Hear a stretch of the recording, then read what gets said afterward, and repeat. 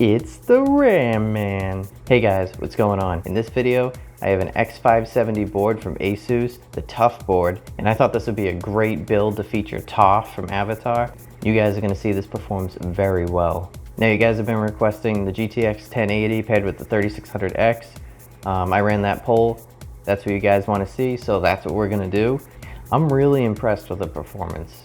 The 3600X with a GTX 1080 is such a great combo. This is a really great build for anyone that wants to stream, multitask, game, you know, it does all that perfectly. So anyone that's in the market for a PC around $1,100 should be looking at something like this. If you want something a little bit more powerful, or if you want a new card, I would definitely look into the RX 5700 XT, the 1660 Ti if you want to save some money there, or the 2070 Super. Those are three great cards, and I don't recommend going above $500 for a GPU. There's really no reason, unless you just have money to burn and you just don't care.